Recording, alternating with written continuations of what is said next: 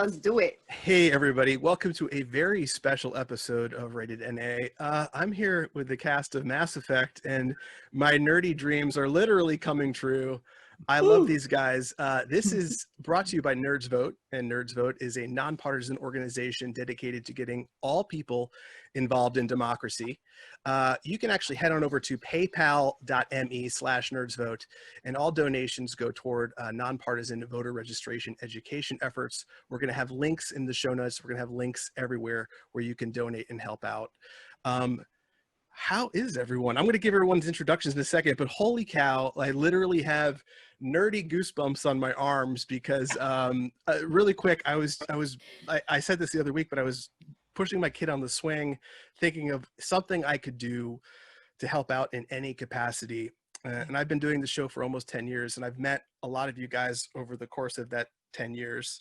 And I figured, well, it couldn't hurt to try and bring them together. And here we are, and holy cow, this is fantastic. Thank you guys so much. It's so good to be here. It's so good to be here. Yes. Awesome. Putting it all together. I know, all together. I haven't seen you guys in so long. I know, I've missed you. I know. This is like the first, you guys. So wild. Okay, so Are you seeing this? Are you seeing this? oh, seriously, it's so good to see everyone. It's so good. You know, something we should probably do something this year for N7 Day. Get even more of us together. I think that's an excellent idea. I think we should. Perhaps because in 7 days it's Saturday this year. Mm. And then if people wanted something signed afterward, we could do that. I know an online platform that'll allow that to happen. Sounds like a very good idea. Ash, and an idea was born in that moment. There you go. As long as I do not have to organize it, because if I look at my phone anymore, my wife will drop kick me.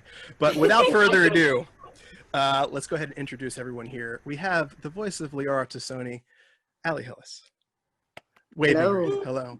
The voice of Sam Traynor, Alix Wilton Regan. There we go. The voice of Jack, Courtenay Taylor. The voice of Commander Shepard, Jennifer Hale. Yay! And the voice of Blasto. Just kidding. The voice of Commander Shepard, Mark Meer. Well, I am the voice of Blasto. I know. And many others.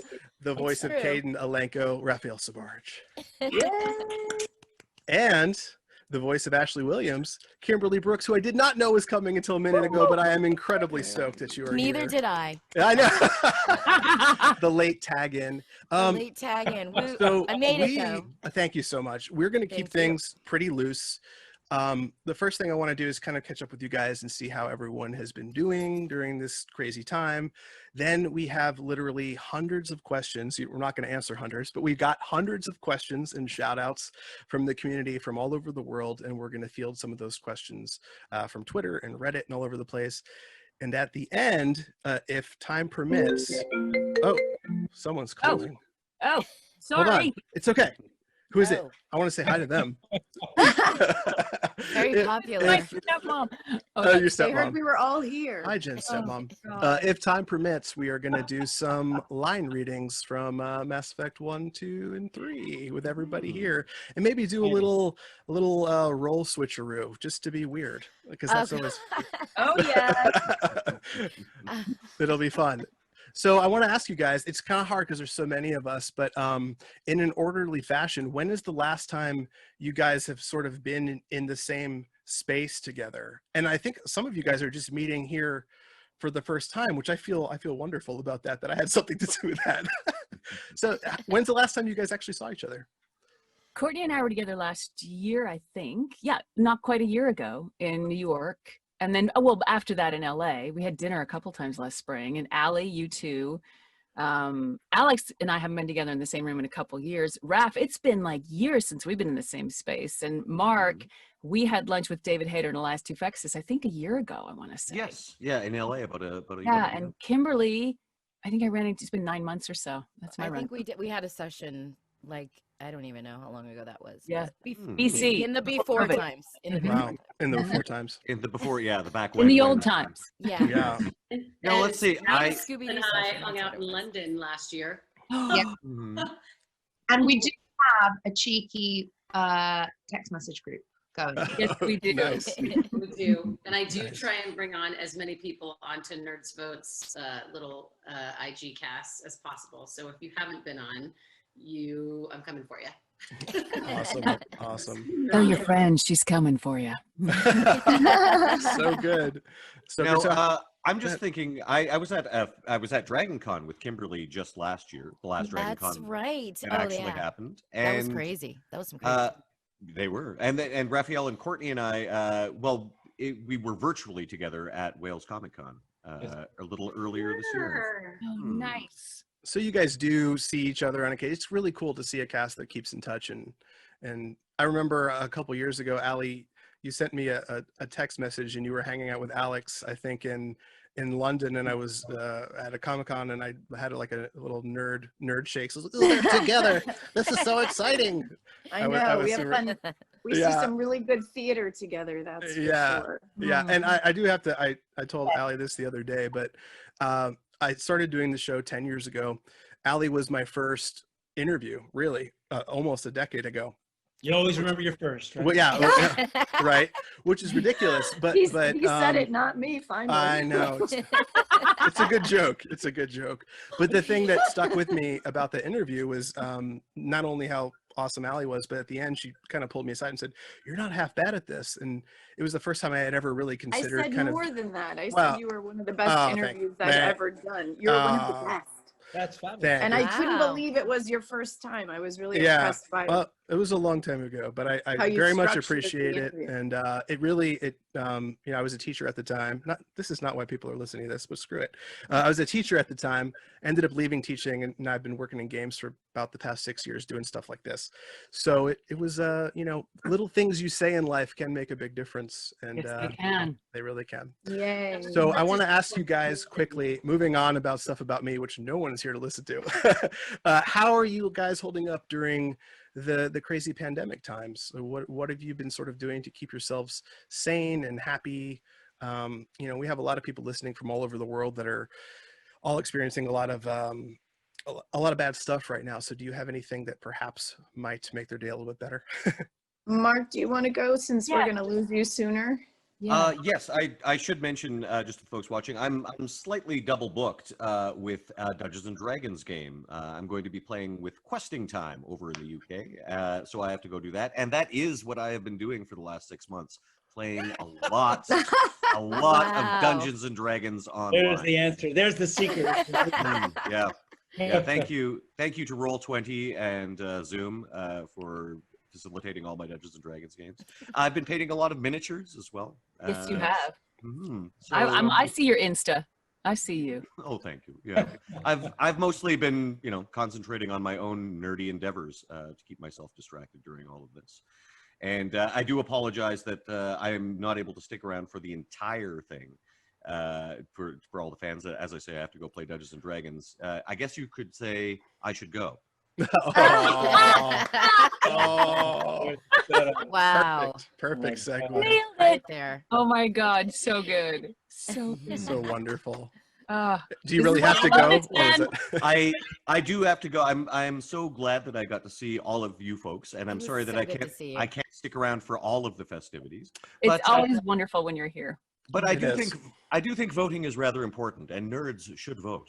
And beyond that, I'll look forward to perhaps seeing all of your smiling faces on N7 Day. That's Yay. right. Yes. Oh, Right. yeah. Fantastic. Yes. Mwah. Thanks. We'll miss you, Thank you Shepherd. so much for It's been coming. too long. We will see you, folks. Bye-bye. Bye, Happy Mark. questing, Shep. Bye. Bye. Aw. That was hilarious and a Oh, I perfect love segue. him. God, I love So what about the rest of you guys? Have you guys been doing anything to kind of keep yourselves sane and stable during these times? Oh, I've I been- have a little project I've been working on. Yeah. Go for it. Spill it. Lay it out there, lady.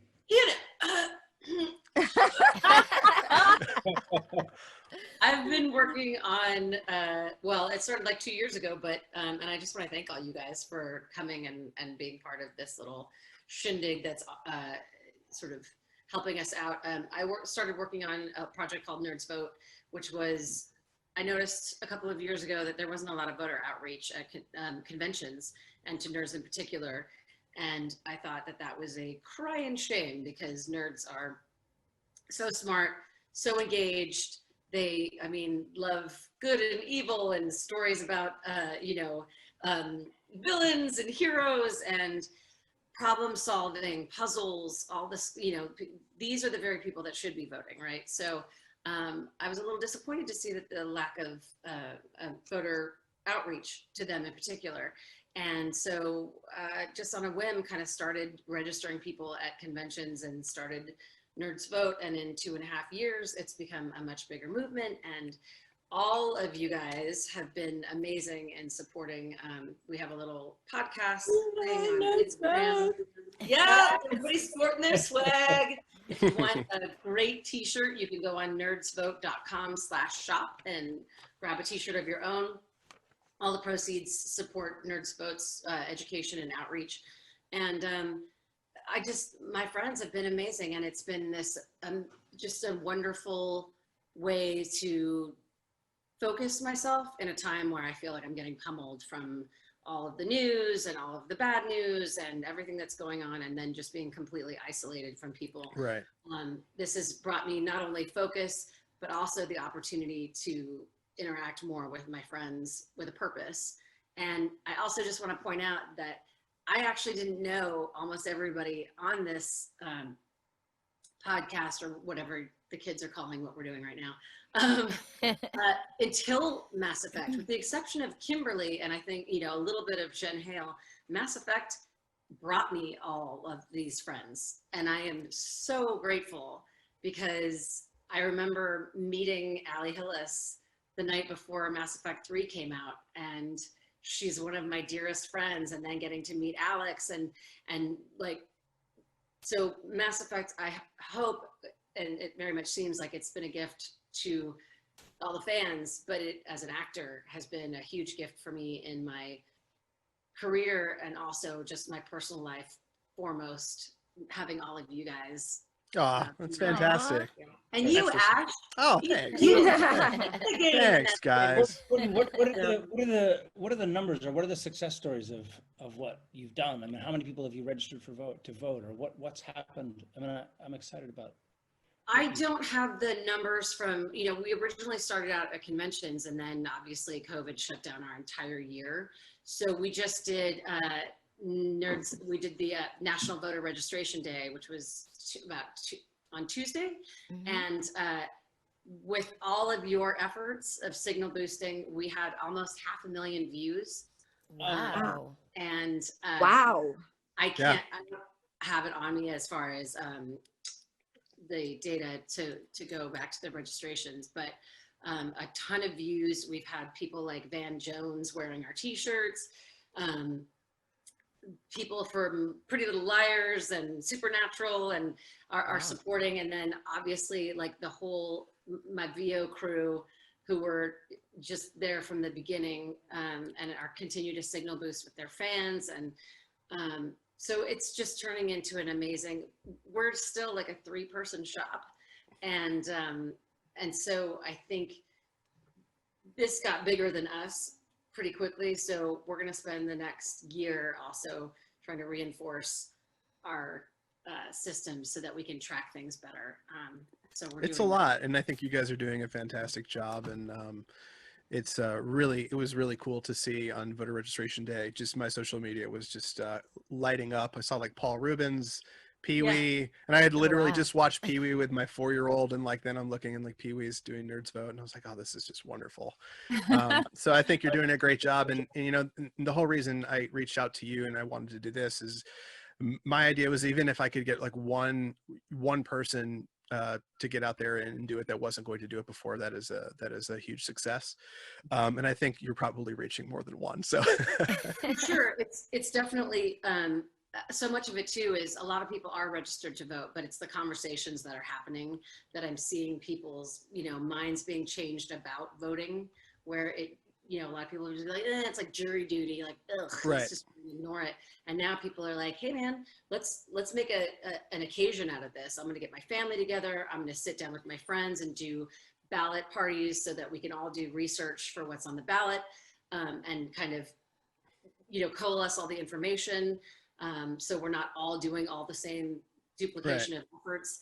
And yeah, it's the idea around it really was obviously registering people to vote, but also changing how people feel about voting and how people feel about the opportunity to steer this country and have a say in how this democracy works or doesn't work, and that we have a democracy. And I know Alix, you know, in England has a lot of the same. This is not just limited to the United States. There is, you know, a lot of signs that democracy is being trampled in many countries, and people have fought very hard to have these democracies and to give the opportunity for people to vote. And it's your right, and you deserve to steer your country. So never forget that your voice matters, and you know, use it every time. I mean, it's not just the big races either. It's the down ballot stuff that determines what happens in your town, what happens in your state. Like, that stuff's important. And I did a short video about this the other day on Twitter, which is like, the system is set up to look really unsexy and really disconnected and really boring. And all that does is funnel power into the hands of the very few. And it's set up to be confusing. And the more we can break it down to like, nope, just this, this, and this, get it done. The more we take power back and we put people in those offices, in those seats, who actually who are us and have our interests at heart. So, you know, more of the, whether she's on your side of the political spectrum or not, but like AOC is an example of a person who was a regular working person and went in there and had a big voice. Like, we can have more of those from both sides. What's that? I said bartenders unite. There you go. But it's really true. And I think you have to realize that politics is for you, steering the country is for you. And also realize, I mean, I never put it together until, you know, no matter how you feel about the Breonna Taylor case, that Attorney General, Daniel Cameron, he's an elected official. These are the people that you elect, are the people, your mayors, your district attorneys, your sheriffs, your, you know, your city council. So going down ballot, you know, the presidency is the one that everyone gets all excited about, but going down ballot is truly how things, you know, you talk about how you get your infrastructure set up in the city that you live in, the roads that you drive on, your public transportation, your crime, you know, judges. Who knows about judges? But are we seeing that judges are important?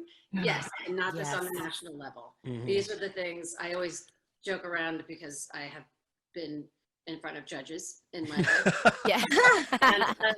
And you know, like, it's important who they are. These are people who are dealing with how your city deals with mental health issues, homeless. You know, we got to pay attention. There is no more set it and forget it and walk away for 4 years. It's true. I mean, and they designed it like that on purpose, because what happened was that enabled those wealthy and the corporate interests and people who have all this money to hire lobbyists to hijack the law in their favor. When I was thinking of a video today. Corporations are people too. What's that? Corporations are people too. No, they're not. But like, for example, pharmaceutical companies, because they were able to lobby, they get federal subsidies for their research and development. They get the federal subsidies are our tax money. Like, we're paying them to develop drugs that they then turn around and charge an arm and a leg for. And that's because the laws. There you go. That's I think the bottom line, I think, is that we now have an opportunity to make a difference. And registering to vote and voting and being active and paying attention is the most important thing you can do as a citizen. And I think you have an opportunity to make the world a better place, which I think everyone in this chat is all for the world being a better place. So I think everyone should take an opportunity, register to vote, be a good person, help other people out, do the right thing, read about what's going on in the world, and try and help other people. There was an interesting interview. Oh, go ahead. Sorry. No, sorry, Raphael. Oh, it was an interesting interview with Hillary, you know, and she talked about, I mean, whether you voted for her or not, or whether you've ascribed to her politics or not. She said that she's approached on a daily basis where people say, oh, I didn't realize it mattered that much, or I didn't realize that my vote would matter, or that it counted. Crazy. you know, when we know that, at least in America, that this electoral college is based upon, you know, I think it came down to 16,000 votes that essentially Wild. So really wild. swayed it one direction or another, you know, or if you remember the Florida debacle with 532 votes, you know, I mean, what I love what you're doing, Courtenay, and what we're trying to do is amplify to the regular people who are out there who both consume these games and the media and remind them how important it is to sort of to go and do something and be heard, roar. Exactly. Oh, yeah. Very Go good. to the polls. Indeed. And also, like, this is a nonpartisan movement. I have obviously my political leanings, but Nerds Vote is nonpartisan. People should be voting no matter what side of the aisle you're on. Vote, have conversations with people who don't agree with you, civil conversations. I believe that we need to find places where we can get together and work for change. There you go. Paragon or easier than Renegade. ever. Yeah, last year I think with Nerds Vote we introduced the idea of, you know, having a cocktail party, have a couple friends over, you know, have discussions, bring what you know to the table so that you can share it with all of your friends. Because when you go down those lists of who to vote for and all the judges, and a lot of times you don't know these people, you don't know much about them, but someone else might. So if you can all kind of take a little bit and learn about it and come together. And nowadays, you know, with the situation we're in with COVID, it's even easier because Zoom has become a real thing. Look at us, Yeah. we're here. I know. know. So it's so much easier to get all together and have these discussions and again, peaceful discussions, talk about what you care about and vote. Indeed. Well, let's I could talk about this with you guys forever. I know. I know. But we got so many questions from Yes, all let's get over through them. the place that I would hate to not get to some of them. I We know, just and need- we let's just- not forget to take a group photo Oh, yeah. before we Oh, finish, because I yes. think we forgot to do that with Male Shep here.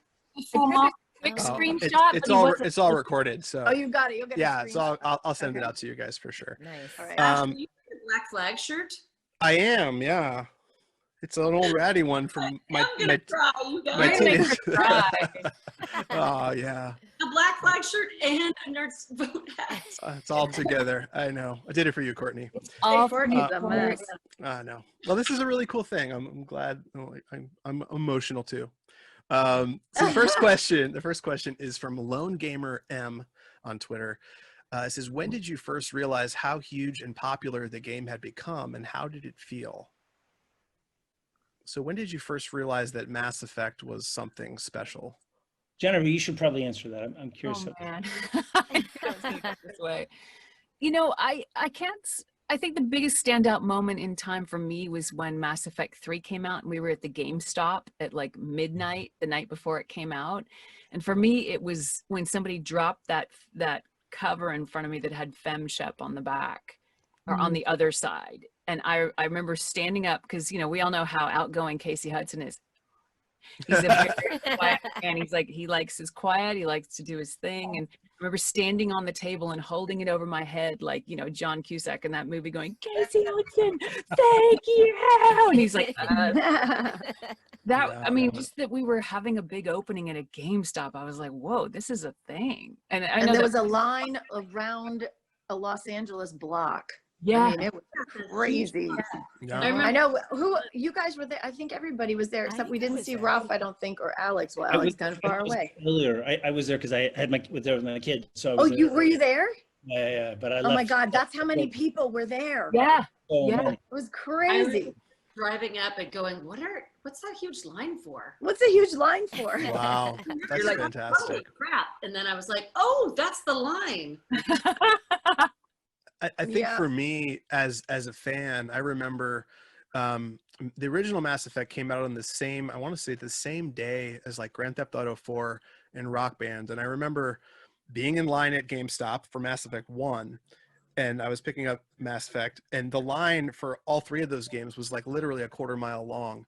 And then years later, I remember I went to San Diego Comic-Con and there was like they were giving out these inflatable Omni blades, and there was like thousands of people with these inflatable Omni blades, like screaming, running down the street of San Diego, like battling zombies. And it was like the most surreal. I'm like, I've never seen anything like this for any game in all my years. And it was just very, I mean, and just that, and the BioWare bases for a long time, where it was just like this really great intimate experience with the community.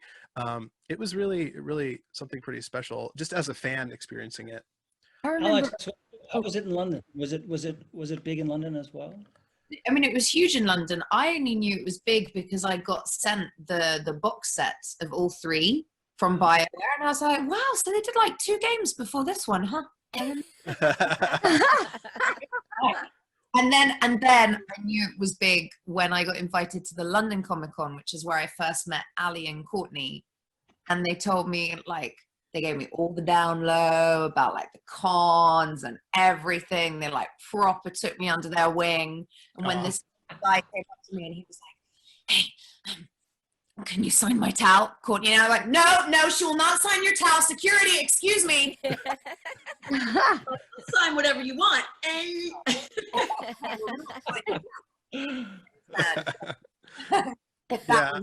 That was kind of when I got an idea of how big it was. Yeah, I'm sure you guys have had to sign many strange things over the years. Like bodies. I Arm? signed bodies. Yes. Oh, yeah? And he went and got it And they tattooed. I was like, tattooed wait, it on. Yeah. that's how I signed my checks. Let me get that back. I'm going to change that.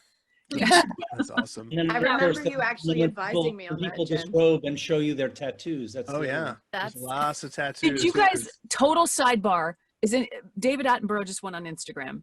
And so I follow him religiously. I think he's posted 2 or 3 times. But today he told a brief story of hiking up a mountain in Borneo, being stopped by a young woman who's like, wait, I want to show you something. And she pulled her garment up quite high on her leg and was like, I have your face on my leg. Oh my Oh my gosh. God. Wow. That's fantastic.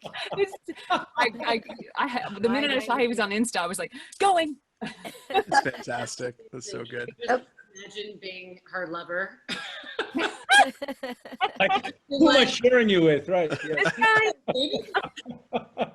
Who is this guy's face on your I know. leg? My It was leg. just All you a can hear is strange Dave gentleman. Attenborough's voice and, narrating your intimacy. Oh my God. And then the chances of her meeting him on a mountain or wherever they were. I know. Right? It's kind In of Borneo, right? It's kind of crazy. So surreal. The next is just a little shout out from Rebecca Joel. There's a lot of really, if one of you guys doesn't cry, I'll be shocked. But this one says, I've been playing Mass Effect since I was 7, and it's still the best franchise gaming experience I've ever had the pleasure to witness. Thank you for making it a reality. I'm picturing a 7-year-old playing this game, and it's like, I know. Right? Mom, I'm like, oh, okay. yeah, 7 years old. This is a question from Thomas DeBoer. I think this was from Reddit. He says, I was wondering how much of the characters were already created when you first voiced them. For example, did you even know what they looked like, or was it an evolving process as things went on? It was an evolving process, at least for me. I don't know about you guys, but all I saw of Liara, even in my first session, was what looked like a pencil drawing, a rendering, more or less, which happened to be blue, which was appreciated. But it was literally just lines. It was like a sketch. And, we kind of mushed the voice around from the audition interpretation, with the director, Ginny McSwain at the time, who started Mass Effect. She was the first director on 1. And yeah, that's all I saw of Liara was kind of what looked like a sketch or a rendering. Yeah. Wow. I don't Yeah, think So I think face forward and to the side, so I could kind of see, what she looked like, but it wasn't filled in yet. And this, so many games we voice after it's already been kind of made. But for this game, they were actually making the game. The art was happening as we were voicing. So it was kind of a more collaborative situation, which was cool. Yeah. Very cool. Although I will say, because of the technology that they used, at least I think I can speak for Mark and for me, we could not vary one letter from what was on the page, not one punctuation mark from what was on the page, because the machine we were building, it had to be, Kimberly, yeah, you guys. Same with me and Ruff. Same. Yeah, we had the same dialogue, so you couldn't change anything. Yep. But I definitely had no idea what my character looked like. And at that time, as a Black actress, I often do roles I haven't, you know, if I don't know, is this character Black? Is this character? I had no idea. Nowadays, I don't worry about that as much. I'm just myself. I'm not trying to sound like what people think Black people sound like. But in that, so I had no idea. I don't even think and I don't play games. I'm really bad at it. I tried once. I tried in London, actually, and it was a competition at that convention, and I just am really bad at it. But yeah, I thought that was really, the first time I saw Ashley, I was like, she's hot. Like I had no idea what she was going to look like. She's hot. I love Ashley. And back to what you asked about, when I knew it was big was when I was buying something at a store somewhere and someone recognized my voice just from making a purchase and was like, oh my God, are you Ashley? And I was like, yeah. I mean, wonderful. That's happened to me a few times where I'm like, this game is massive. Huge. Internationally huge. Dare we say it? Dare we say it? Yeah. It's funny. It is very huge. And when I announced on social media that this was happening, the response was just people were losing their minds just to see you guys all come together. So I can't wait to actually show people this, and people are gonna I had the fun. I mean, like Kimberly, I never, we didn't have any drawings other than what Ginny would say, which was just kind of trying to sort of create the way in which we spoke to one another, which was sort of it had a certain formality to it and a sort of almost militaristic kind of a formality to it. But I remember meeting Luciano Costa, who is the face of Kaidan. I remember being at one of these cons and we were both there. It was sort of that's so cool. I mean, he's a stunning human and extremely. You're like, why didn't you guys use me? Come on, what's going on here? We gotta get somebody else. What's going on? Go ahead. I'm sorry. When I was doing Sam, I actually did get a little bit of leeway because she was British and no one was English, right? So if there was a particular phrase where I was like, oh, we wouldn't really say that here, and like Sam's meant to be London. So I was like, I just feel like that's a bit, we would say more blah blah blah. I was allowed to change a little bit. Oh wow, that's cool. That is cool. Hopefully you got some writing credit for that. Maybe you'll get a residual, right? Yeah. I was excited when I got to see what Jack looked like, because I had only seen in my limited looking at video games at the time, but I had only seen chicks with huge boobs and bikini tops and stuff like that, and I was so excited that she was punk rock. Oh yeah. I was so like, I felt like I was like coming home and Typecasting.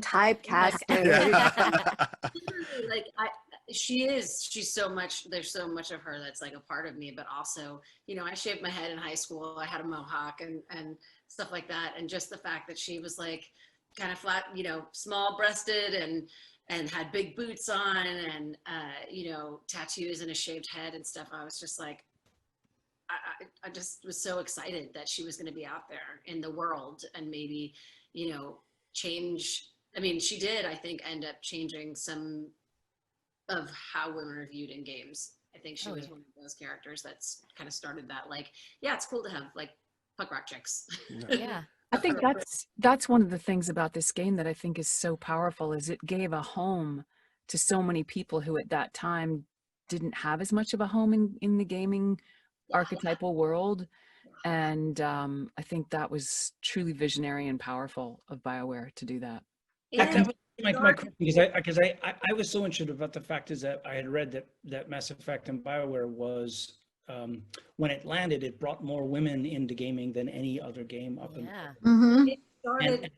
and I always thought that was so interesting because it had to do with the relationships, right? It was really not just about shooting something. It was the complexity of the relationships and the complexity of the characters. But I know you and Ali do so many games. I'm just curious. I mean, I always wonder, like, why.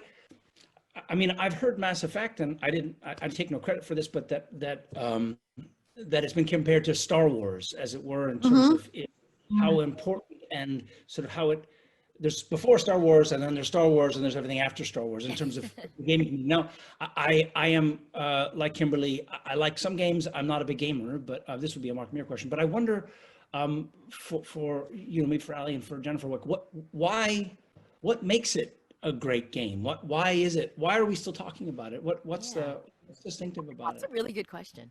I think I know. I think it. Oh, go ahead, Jen. You, Ali. I want to hear. Yeah, go. I mean, I think it's just kind of touching on what Jen said, or adding to the character development for me. I feel like it, you know, they cast us. They cast, they cast people who could really, who could, you know, we connect to the material, we connect to the emotionality of it, we make it real in the booth. You know, I envision myself in front of a green screen on camera and keeping it very real. And I remember we had, again, it was so collaborative. I loved working with BioWare because the writers were right there. You know, when we were being directed, the writers were there in the studio. So if we had lines that we questioned or just, you know, like Alix was trying to really stay true to her character, they wrote these characters so specifically that, and I don't think this is a spoiler because I think everybody's played it, but I'll kind of keep it. But there was a certain addition to a certain game where Liara changed quite a bit. And I was so connected to her, and the writing was so specific and always being written by the same person, that when she had this little change, I was actually pretty emotionally upset and came home to my husband and said, I don't know what happened. I asked them, you know, who's writing this? This isn't the same writer. Something has changed. This isn't Liara. We need to go back to whoever was writing her before, because it's not justified. It's not her. It's not true to the. I was so upset, and I think that was kind of a through line with the writers and the actors and directors, to stay very true to these characters. And I think that kind of won a lot of hearts all over the world. At least that's kind of one of the things I really thought was cool. And I think you touched on something so important, which is it's the writing. It starts in the writing, and they took such care through the entire delivery system. I mean, I always use this analogy. It's like, you know, we're the ink in the tip of the pen, but they made a really good pen, and they did not go, you know, lose it on the ink. They stayed true through the quality of the ink to deliver that thing all the way through. And they had great direction in there, and like it all came together because these weren't archetypes. These weren't concepts of people. These were just actual people with flaws and fears and experiences, and where they overcame. And the writing is spectacular. I think that's really the heart of a lot of it. And also the technology was amazing and cutting edge, and also being able to make choices. Yes. So yes, as a you know, the player, and getting to so invested that it's like making real life decisions. So I think that to me is what was so astounding about this game, because it was it was amazing in that you could hear what the select was already, and so you knew, you know, using the Veda machine, is it a machine and a program, whatever system, system. But then you could hear it, and so it wasn't like you were like, I guess maybe they'll pick a select that the other person is saying like, I should go. You got to hear it. I didn't get to hear it. You didn't get to hear it. No, I was usually. You and Mark, you know, set the tone, and yes. I also think that having a female option at this game set the tone. Amazing, for all amazing. And also the first relationship where same-sex have relationships, which is incredible. There was and so how much they got about that. I mean, it's in terms of people who've said that was life-changing for them, or their ability to be able to play a woman or play a man of alternate, if that wasn't your given sex, to be able to explore that was also a big deal. Was that the first time in a game you could pick the gender? Was that the first time? It was one of the first big. I think it was one of the first, if not the first. Yeah. Alix, did you have something to add? Yeah, Alix. Yeah, sorry. I think maybe on my internet still being a bit slow. Sorry. I was just gonna say, the amount of fan mail that I get about Sam's character and her relationship with Jen Shep, Fem Shep, Jen Shep. I'll just call you Jen Jen. Shep. Name now, That's Jen great. Shep. Fem Shep was huge, and I think the representation in the game and the inclusivity of the game was quite groundbreaking as well. Absolutely. You know, this is years ago. I can't even remember, a lot of years ago. So yeah.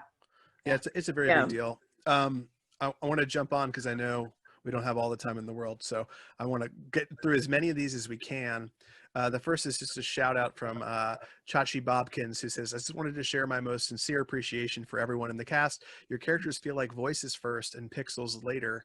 Your work is sheer artistry. That's nice. Which I agree with. Thank you. That's nice. Voices first. That's awesome. I know. And by the way, I know you've got to move on, but just to add to what Yeah. Court and Jen were talking about, just to clarify, we actually got to hear each other when we were recording. So that's what they were talking about earlier. If people didn't catch that, is Jen, the Sheps kind of recorded first, then we recorded after, and that's not normal. And when we record video games, it's usually line by line, and we just read the line, they give us direction on the line, and then later they piece the puzzle together, whose line comes after what, and the selects are, you know, which line they choose to go after, you know, someone else's line. But we got to actually hear each other on the headsets and talk to each other. And I think that was groundbreaking, that we actually had to have conversations that connected, as opposed to, you know, because you feel that, you feel the difference. It becomes a lot more intimate in certain and it moves something. I did get to a little bit of that in the end of 3 with the Anderson conversations that I was having. Keith had been in before me, and I was like, oh, you got to. Good. I got to. It was my one experience with it. I was like, oh, this is amazing. Oh, wow. It changes it for an actor. I mean, rather than talking to yourself, you can actually convey the right emotions. From a monologue to a dialogue. Behind double-plated glass, right? Yeah. This is a pretty sweet shout out too. This is from Scout. This is for Jen and Ali. Liara and Shep have helped me through many dark times and are my safe space, as I am autistic. I just wanted to thank them from the bottom of my heart for bringing these characters to life for me and helping me come to terms with being a lesbian. I'm the one with the Liara Shepherd tattoo I showed you. Oh, wow. Yeah, that's nice. Cool. We got lots of those. I did want to say this for everyone that submitted questions. I'm going to put them all in a PDF and email them all to these guys. So even though if we don't get to them during the show, they'll still have an opportunity to read them and read your shout outs and stuff like that. So you did not send them into the abyss. They're actually going to be looked at. So this one's kind of silly and kind of fun. It's from Jonathan Westwood.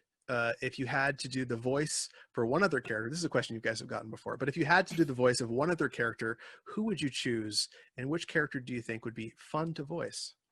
Morden. Morden would be fun. Yep. Just talk like a Vulcan, just like very analytical, sterile. I don't understand. Any choices? Any of you guys have any standouts? I would love to do Jack just so I could scream fuck all the time. That's what I was going to say. I could just be like, fuck, I don't get that. I think that would. Yeah, everyone would just be Jack so we could just swear, flip tables, gives a shit, you know. Get all our aggressions out. Yeah. I love it. I need that. Yeah.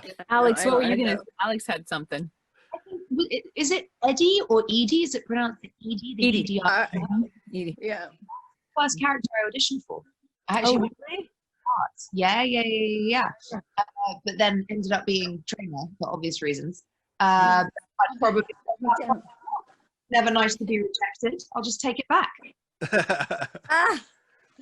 Edie would be great. We have another shout out here. This is to Alix from Hell's Mel. Sam was one of the characters who made me finally accept my true self and come out. Thank you so much for helping make it a reality. So welcome. It's a pleasure. That's very, very cool. And I'm proud of you for coming out. Well done. Yeah. Absolutely. The next question is from Haggis McHaggis. And I half apologize for this question because it's so ridiculous, but I love it. So who cares? What flavor of ice cream, gelato, frozen yogurt do you think best represents your character? Blueberry? Rocky Road. Oh my God. Rocky. That's good. Gelato. Strawberries Oh my God. Very English. Strawberries and cream. Strawberries and cream. Oh, that's a So I good heard one. I heard blueberry for. Blueberry. There you go. Maybe beer and espresso gelato. There you go. Yeah. I'm gonna say like rum raisin or something. Something with a little Oh. kick. Something with a little kick. Yeah, there you go. Ooh. Courtney's Referencing thinking the hard drunk on scene. Jack. Say, Jack- like, Come on, Court. of like Guinness and birthday cake. Yeah, I was gonna say, do they make ice cream with gasoline in it? Because that's what Jack would choose. Just like the worst thing ever. Or Rocky Road would be also appropriate. Right. Yeah, right. I'll share. The next question is from Robot Gobot. Do you have a favorite fan interaction or convention memory from over the years? I have one that was kind of crazy. It's one where I mean, there are so many. First of all, just the general fan experience around this game is extraordinary. Every person who comes to me is amazing, and some of the stories are so moving. There was one that was so unusual. I literally picked up my phone and immediately, like contacted the team. I was like, "You guys have to hear this." It was a woman. I think she was in Chicago, and she was in her maybe 30s, early 30s, and she'd had a stroke. And one of her physio people, and she was partially paralyzed. She couldn't use her hands. And one of the physio people suggested that she get a controller and pick a game and play it in order to regain the use of her hands, the proper use of her hands. And so she picked Mass Effect, and she just fell in love with it, and it kept her going. And she was completely, fully able when I met her. It was crazy. I was like, what? Wait, Wow. what happened? Wow, video game physical therapy. I like it. Yes. I mean, when That's you think wonderful. about, like, yeah, that makes sense, right? That is Mhm. really Yeah. fantastic. What about the Yeah, rest of you guys? that's Any cool. standouts? When Kimberly and I did the letter, which we read from, Oh. we got a lot of response, and I remember getting a response. I think it was someone from Australia who had. It was one of these, just unbelievable stories of how the game put people in another reality and helped them sort of transition. I guess her son had committed suicide, and so this was she said that it was the months and months that she needed to kind of find her way back, and romances with Kaidan and or the women who would then say that they would want to run down to the gas station and listen to Kaidan or have Yeah. those things, but mostly the opportunity where people could sort of step into another world fully, and then help them transition back to their real life, particularly after a trauma. There's a bunch of that, and I get a lot of stories like that as well. That's what I was going to mention too, Raphael. Is that this was so immersive. People really went into a different place, and I feel like it was a really good escape. I think they should all play it again right now. I Yeah. agree. Good times. So too. I had a guy come Let's from escape this whole insanity. Korea. He was a professor in Korea, and his dad had passed away, and he had used Mass Effect to kind of get through all of that. And he had tattooed Jack's face on his forearm. And so he asked me to sign underneath it because he wanted to get that tattooed on him. And remember, Ali, I think it was at SAC Anime, and I was so nervous when I was signing his skin that I kept messing up my name. Oh no. And, like, spitting on his forearm. A little bit of pressure, signing body parts. Little Yeah. Jack spit. pressure is on, right? And so but I was so nervous, my hand was shaking. And so I finally signed it. I was like, okay, that's good. And so he leaves. And then of course I'm double, I'm going back, and I'm like, oh, fuck, I should have totally done it better, blah, blah, I'll do something cooler this time. And so he came back over, and it seemed like it had been like half an hour or something. And he comes back over to my table, and I'm like, oh God, I'm so relieved you came back, because I just want to do it one more time. And he holds up his wrist, and he's got the plastic over it, and it was already on there. And it looked great. It looked Wow. great. Too late. Too Yeah. late. Yeah, good thing you didn't draw like a cat butt or something. And I was going, I can do it better. Give me another take. That's part of why I don't play. I cannot hear all that, because Right. I had to play Mass Effect 2 one time, and I was like, no. Now I just want to go back and do it again, because now I know that piece. Yeah. Yes. Unravel all the secrets. Mm-hmm. Awesome. So we have a shout out here from Foo Waffle. Says, you're all, I know, these are such amazing names. You're all amazing. I love you equally, but I also feel the music composers did an excellent job. It was the music that drew me into Mass Effect. I bought it solely after hearing one track and confirm it's the best decision of my life. Wow. I have a quick shout out too to Jimmy Henson, Big Giant Circles. Like, I want to say 8 years ago, maybe, I reached out to him, and he did the track of the Normandy being revealed. And it was a beautiful, like one of my favorite game, moments. And the music is just haunting and amazing. And I reached out to him. I'm like, hey, I want some new music for my podcast. And he wrote the theme to the Rated NA podcast like 8 years ago for free, $0. And he just gave it to me. And like, to this day, I'm still in awe about how generous he is and how awesome that was. So yeah, if you listen to our theme, we're at like almost like 400 plus episodes now. The music you hear is Jimmy Henson, who did music for Mass Effect, which is just unbelievable. Gosh. Yeah. Shout out. Big Giant Circles. Yeah. Yeah. This is a funny question from Corey Weston. This is for Alix. If Traynor and the Inquisitor were diplomats exchanging gifts, what would one give the other? No pressure. Come on. I feel like Sam would give the Inquisitor. I mean, the obvious thing to say is a toothbrush, but I'm not going to go with that. I'm going to go like Mouthwash. really smart blueprints to the Normandy, or to how it worked, like some really smart, technical, vintage, detailed plans. And the Inquisitor would hand over, like, if she's going to be really badass, like maybe she'd hand over some of her squad. She'd be like, I'm going to. There you go. Go enjoy. Go do something good in the world. Have some Iron Bull for it. Yeah. You'll need a bit of Iron Bull. Awesome. So this is actually another question for, I guess, Alix and Jen, you both voiced some folks in Dragon Age as well. What's the difference between voicing, and Ali, you did too, difference between voicing companion characters and characters with larger roles like the Inquisitor or Shep? So what's the difference, not just time-wise, but also investment-wise? Well, one thing that's particular about doing a player character is you have to maintain this kind of middle ground all the time, because you never know exactly where it's going to land, and you have to be really present, but not so present that the player gets bumped out of their experience completely. And with your other characters, sky's the limit. You can do anything you want. I mean, Krem was a real cool departure for me in the Dragon Age stuff. But yeah, that's my experience of it. I mean, everybody here, I think, is pretty much walked that line as well. Yeah. Mm-hmm. A little bit of both. When you're the lead and you're kind of going through it, you have to be really conscious that there's 3 different paths they could take, or 5 different paths they could take. You have to be very clear and true to each of those paths, but you also have to maintain this kind of central line of integrity to the character. So for example, the Inquisitor, who was naive and innocent at the beginning, and then world weary and battle hardened, and angry and heartbroken by the end, for example. Whereas with Sam also had different tracks, but it was much clearer who she was, and it was much clearer, for example, in the romance as well, with Jen Shep. Jen Shep.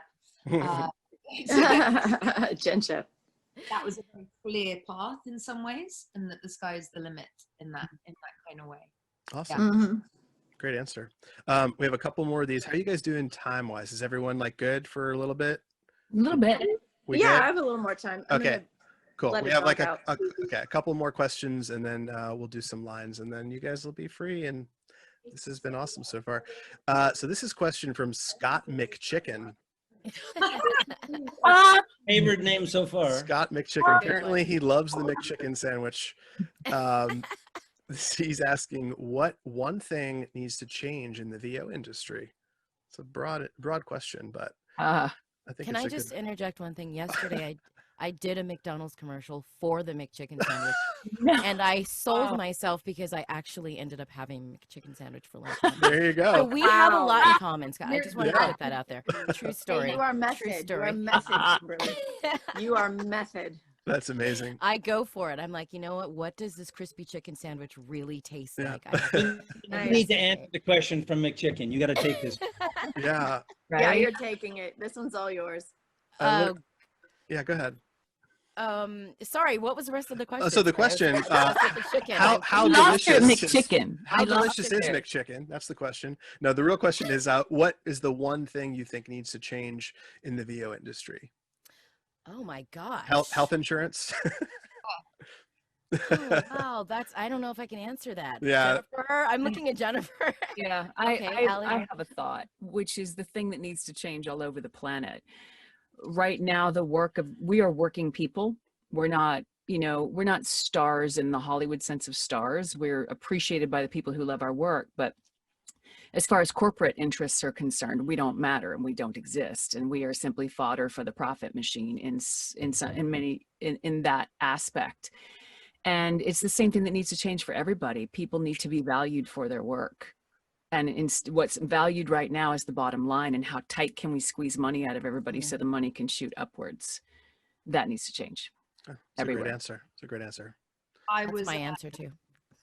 Yeah, I was having a conversation with a casting director about this at lunch today, actually, just by chance. Something happened this week, which I still found very shocking. I walked into the booth. I have been given the job. I've signed my NDA. I'm raring to go. I've seen the character. I've got the script. And I walk in and I go, so, okay, guys, so what's the real name of the game? It's got a code name. Like, what's the real name? And they went, yeah, sorry, love, we can't tell you that. And I find that quite insulting. That is so insane. Yeah. Is what it is. At the point where you've gotten the job, you've signed your NDA, you've agreed to everything, they could now release that game without telling me, without crediting me in the credits, and I will not be able to benefit from that in any way because I literally don't know what the game is. Mm-hmm. Yeah. And that's horrible. And your agent doesn't know what the game is either. Yeah. Right. And Your hands are tied as far as like negotiating any terms because you don't know what you're negotiating on. Exactly. You have no idea. Yeah. I will say that is something that I find that my friends who are on-camera actors do not. Yeah. They get that information. Yeah. We are the people that do this work all the time. Mm-hmm. We are in all the games. There is a small group of people that do the majority of this work, and we are tried and true and have been doing it for a very long time. And it is insulting that people who can come in from on camera and do this work will get more information. We'll get more script, things like that. Yep. That I'm just curious, but I have something else. I also believe that to piggyback on Jen, I think that the devs need to be valued. Oh, 1,000 times. The people, we are the ink to the pen, but the pen is amazing, and people work so hard, so much blood, sweat, and tears on these games that not only do the people that hire them need to make sure that they are being treated well, being paid adequately, being not being worked insane hours, but that also the fans and people who play games need to understand how much work goes into these games. Yeah. 100% on that. Nobody freaking like poops out a video game. Not even the smallest thing. Right? No, it's just like, screw it. We'll just kind of and spend years of their lives working on these games. And I have so much respect for the devs, the people that, only recently, I would say maybe in the last 5 years, have I been able to start going to the campuses and seeing and meeting the people that are working on the games that I end up voicing. And it's such a profound experience to see all of these people, hundreds of people that are working every single day on these games and putting their life's blood into them. Yeah. And so when something comes out and people are just like, it sucks, or it's heartbreaking. Because it's not coming out fast enough, things like that, that has to stop. That has to stop in this industry. We need to start respecting each other, both from a financial perspective, from a work perspective, but also as as fellow artists and as people who, you know, I would never come into your job and look at your desk and flip it over and be like, you suck. Jack would, but you Jack would maybe not. would. Yeah, I was gonna Well, yeah, Jack might. But okay. All right. I might if you sucked at your job. There you go. Just, you know, Those are really great answers. take into consideration how much work and effort everybody puts into these games, because there's a lot of love and effort, and it might not be what you want, but it is art. It is. Awesome. All right. So we have a time for one more quick question before we do some lines, which I know everyone is dying to hear. The question is, this is the $1 million question. Sheppy, the N7 asks, would you guys ever do another Mass Effect game if you were asked to? Yes. Hell Yes. yeah. Yes. Yeah. 100%. Yes. Yeah. We're just waiting for it. Yeah. Come on. Yeah. I'll say yes Casey too. Hudson. Casey Hudson. I'll do anything. Tell I'll mop, them you want it. Tell I'll them mop you the want floor. it. Well, that is. It would seem like a really good idea because you have a built-in fan base, and Yeah. you could really build it knowing that it would be kind of eaten like a giant Yes. chicken McSandwich. Chicken and- mix sandwich. and it would You be did that. We could do like a would be- Muppets Babies version. We could do like a teen version. Yeah. We could do the musical. We could No. do Blue Mass Effect, babies. the Blue musical. babies.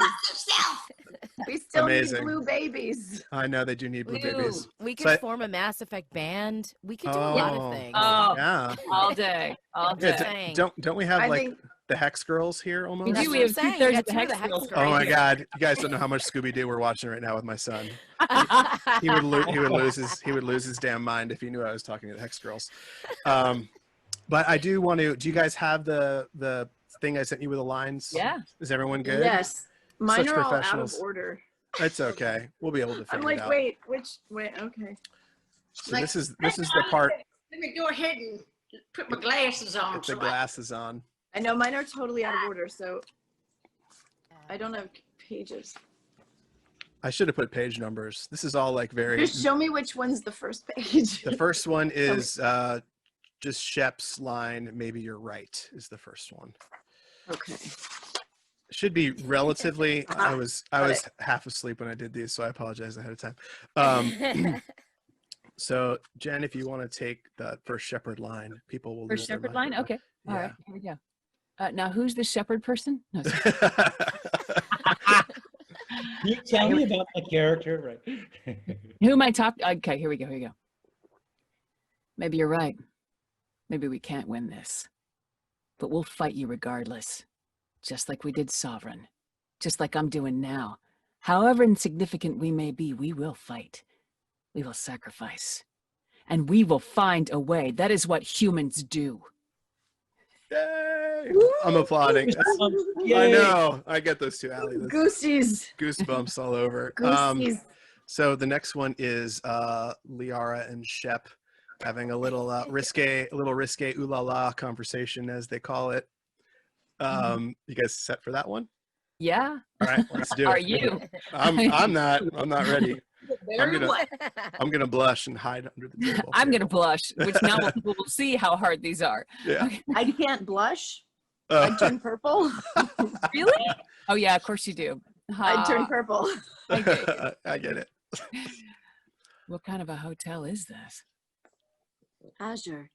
It's a luxury resort with an exotic edge. Azure is slang for a part of the Asarian body in some areas of Ilium. Where? Mainly the lower reaches, near the bottom. No, I meant where on the Asari body. So did I. What? Oh, there you go. That's some hot stuff right there. Oh gosh, that is beautiful. Getting hot in here. It is this is unbelievable. All right, so since Mark had to go, this is Courtney, Jen, and we need a stand-in for Miranda. I don't think anyone wants me to be Miranda. Who wants to be Miranda? Kimberly doesn't have one, so Yeah. Kimberly, be Miranda. Okay. Please. I'm sorry, that was rude. No, Please. no, Okay. No worries.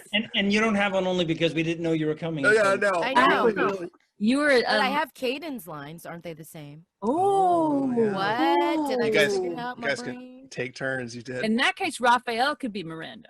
Oh yeah. I'll be Miranda, sure. All right, let's do it. I don't know what Miranda sounds like. Oh, this line. Okay, here you go. Touch me and I will smear the walls with you, bitch. Enough. Stand down, both of you. The cheerleader won't admit what Cerberus did to me was wrong. It wasn't Cerberus, not really. But clearly you were a mistake. Screw you. You've got no idea what they put me through. Maybe it's time I showed you. Yay! Woo! It is so good. We would cheer, but we don't want to. We're professionals and don't clap into our microphones. But Sorry. I'm clapping. I did. Oh, so this is. Oh no, I think it got cut off. I think this got cut off, but we can What? make it work. What got cut off? The Next chef, one I have is Shep and Kaidan. Shep and Kaidan. I think the line is, "Remember how I saved you on the Citadel." Okay, got Yeah, it. Citadel. Okay. Okay, is this me and Kimberly then? Sure. Yeah, that will work. Perfect. What are we having? Some sort of Canadian delicacy of some sort? Sure. We have beef, we have bacon, we have beer, the foods of my people. Wish me luck. If you need luck to cook us dinner, we're screwed. Screwed? You hurt me, Shepherd. Relax. It's gonna be great. Guess we'll find out. I'm gonna leave it there. Yeah, that's good. That's better. That's better. Very right. That's so good. Awesome. So the next is Traynor, Shep, and Liara. Can we mix it up? Can somebody else be Shepherd on this one just for fun? Yeah, no, let's do it. Whatever. We you haven't guys had want. a dude Shep, so maybe Raphael could Raphael. Yeah. Shep us up. All right. Raphael is Shepherd. Uh-oh, here we go. This is gonna be great. Should I grab my toothbrush? I know. I almost brought one in for Foley, but I forgot. I'll be Foley. Okay. I'll be Foley. Okay. If you need to buy toiletries, we can put in a requisition order. We're all in this together. My toothbrush is a Cision Pro Mark IV. It uses tiny Mass Effect fields to break up plaque and massage the gums. It costs 6,000 credits. Okay. You're on your own with that. I need another way into this ship, and I need it fast. There's an emergency hatch. There's an emergency exit hatch for evacuations. It should be right here. Manual lock. It's only meant to be opened from the other side. Any ideas? I could try a biotic field, but I don't think I have the fine control to trigger it. The toothbrush. Yay. That's so good. That is so good. So this is a Shep, Liara, and Kaidan inappropriate line. I thought was Oh funny. no. Okay. I love it. Just how old are you exactly? I hate to admit it, but I am only 106. You sure look good for your age. I mean, you don't look that old. Oh, that's so good. I love that line. Hmm. All right, so we have this, I think this is the suicide mission, the end of the suicide mission, that literally when I was playing this as a fan at home, I remember standing, like stood on my couch, holding my controller, being like, yes, we're gonna do it. So I totally lost my mind along with probably everyone else that was playing this scene, so. This is the rally the troops moment. Yes, it is. Wonderful, All right. wonderful. Everybody look at this. Think about your plan. There you go. Vote. It's not going to be easy. We've lost good people, and we may lose more. The collectors attacked our ship. They took our crew, our friends. They think we're helpless. They're wrong. They started a war, but we're not here to finish it. We're here to make them regret, to show them and everyone else what happens when you go too far. No more running and no more waiting. Let's hit them where they live. Yay! Wow. Cue swelling music. Vote! I vote and vote. Exactly. Right. All the races, all the way down the ballot. There you go. So this is just the very famous Liara Oh, line. come on, Ash. I know, but you know what I figured we can do? We can all take turns.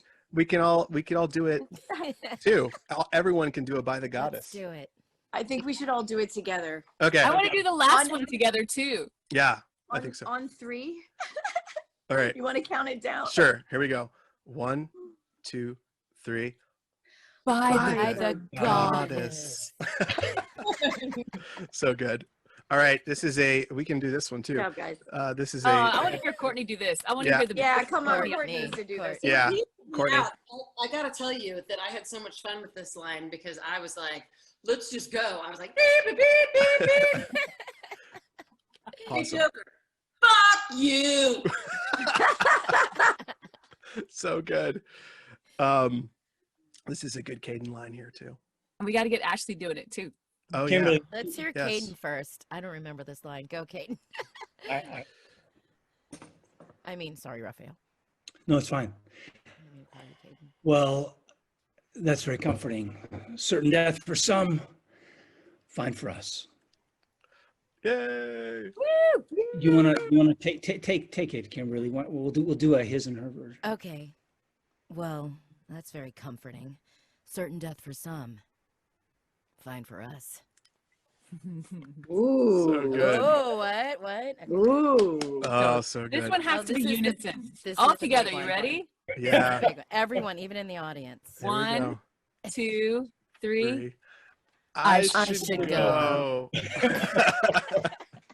I love the I should go line. I know. Oh gosh. Well, thank you guys. Let's go ahead and do quick social plugs and do a quick plug for Yes. Nerds Vote as well Special too. announcement.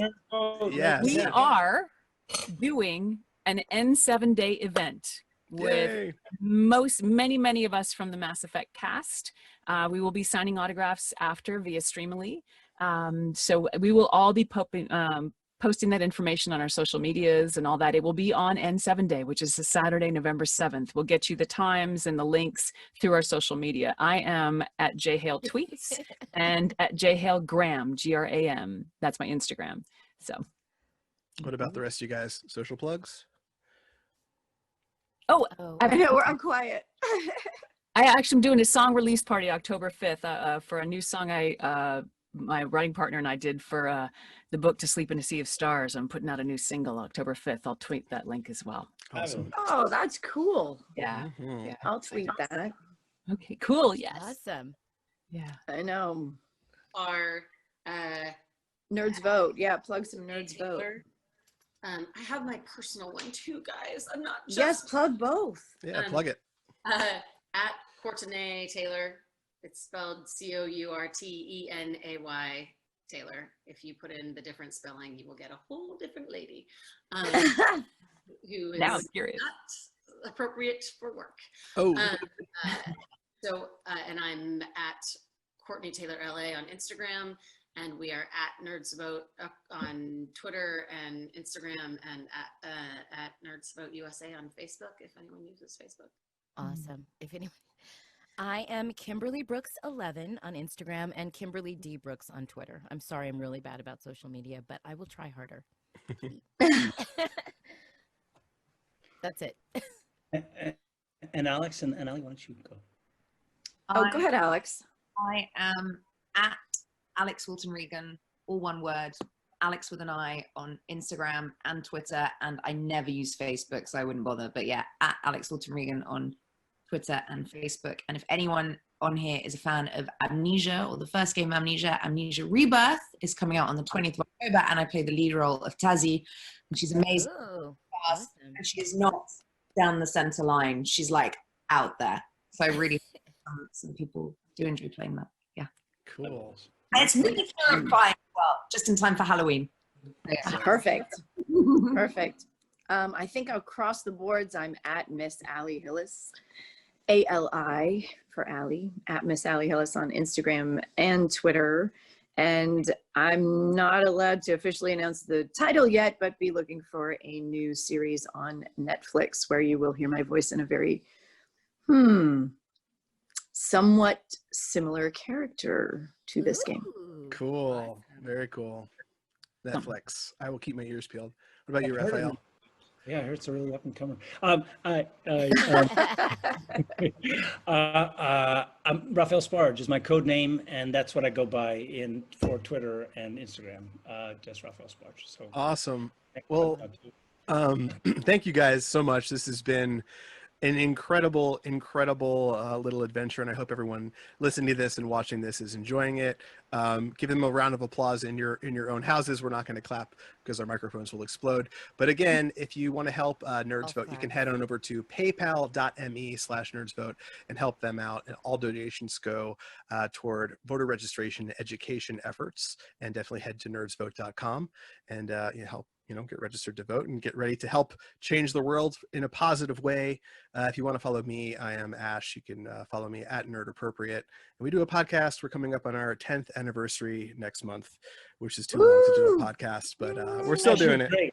Oh, thanks. Thank you. No, great Oh, working thank you with you, guys. Ash. You're the best. You guys Thank you are for the best. organizing this. I don't Thank think we've you. ever all gotten together, so this is a Yeah. first. No, So thank much you. fun. Thank you for organizing this. You guys are amazing. And I'll reach out when we're all done and let you know when the links are going out and all that fun stuff.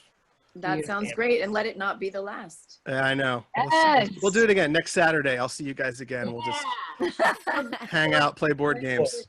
And I'll bring all the dogs. There you go. Yeah. All right. You guys are the best. Take care. All right, love Thanks you. for playing, everybody. Thank you Bye. so much. Thanks for playing, community. everybody.